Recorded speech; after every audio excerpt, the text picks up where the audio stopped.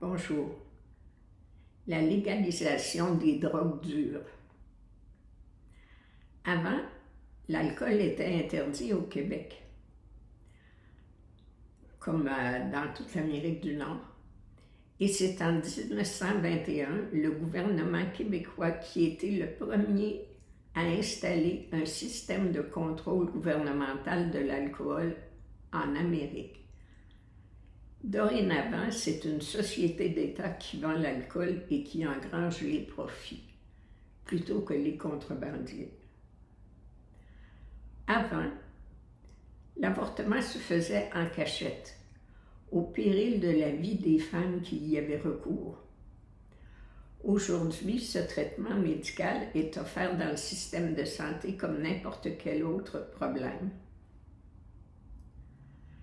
Beaucoup de changements profonds se sont concrétisés dans les derniers 50 ans, pour notre plus grand bien à tous. L'heure est venue de s'attaquer au problème des drogues dures. La production et la vente de ces drogues est gérée par des cartels et des criminels. Ils mettent sur le marché des produits qui ne sont pas scientifiquement contrôlés et qui tuent des millions de gens dans le monde. Je crois que ces drogues doivent être produites par les pharmaceutiques qui fournissent tous nos médicaments et qu'elles soient vendues en pharmacie. Les gens qui les utilisent seraient pris en charge par le système.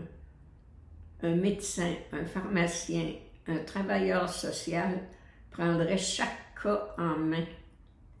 Cela permettrait un meilleur suivi médical et une gestion plus sûre de la consommation. En intégrant ces services dans le système de santé, les personnes ayant des problèmes de dépendance peuvent bénéficier d'un soutien médical et psychologique approprié, favorisant ainsi leur rétablissement. Et ne vous y trompez pas, les personnes qui consomment ces drogues se retrouvent dans toutes les sphères de la société, pas seulement dans les campements d'itinérants. Plutôt que de devoir se cacher dans la honte, elles auraient une voie normale pour les aider à trouver une solution à leurs problèmes. Le résultat serait disparition des vendeurs de drogue illégaux, une diminution importante des décès reliés aux drogues dures, un investissement dans les organismes et les cliniques qui prendraient en charge ces patients. Et croyez-le ou non, les coûts seraient moindres que ceux engendrés par la situation actuelle. La police, le système judiciaire, le système carcéral, les hôpitaux. Cela pourrait réduire les coûts associés aux soins d'urgence et aux crimes liés à la drogue, contribuant à des économies à long terme pour le système de santé et la société dans son ensemble.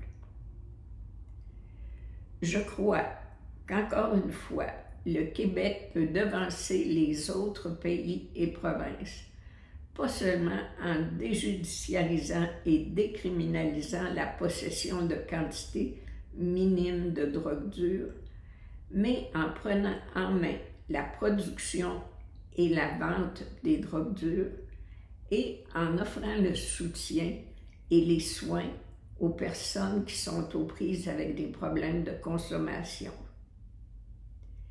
Cela nous coûterait moins cher sur le long terme. Et cela nous permettrait de sauver de nombreuses vies.